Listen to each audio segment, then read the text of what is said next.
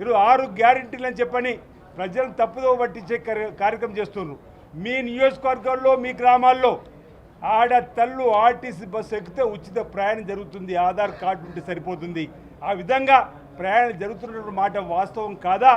ఎందుకు మీరు అవాస్తవం చెప్పి అంటున్నాం. 200 యూనిట్లు కరెంటు కాల్చుకుంటే ఉచిత కరెంట్ అని చెప్పిన మాట అమలవుతుంది మీ నియోజకవర్గంలో.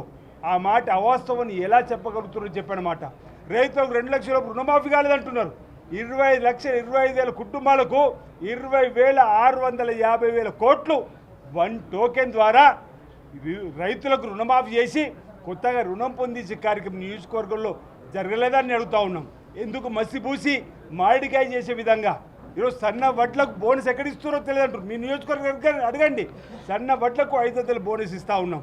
ఈరోజు పేదలకు రేషన్ కిట్ ఇవ్వడం కాదు, సన్న బియ్యం పంపిణీ కార్యక్రమం చేస్తూ ఉన్నాం. సంపన్నులు తినేటువంటి సన్న బియ్యం ఈరోజు పేదలు కూడా తినాలని ఈ విధంగా 6 గ్యారెంటీలలో 5 గ్యారెంటీలు ప్రధానమైనవి అమలు అవుతూ ఉన్నాయి. మరో గ్యారెంటీ పెన్షన్ పెంపుకు సంబంధించి కూడా గౌరవ ముఖ్యమంత్రి రేవంత్ రెడ్డి గారి ఆలోచనలో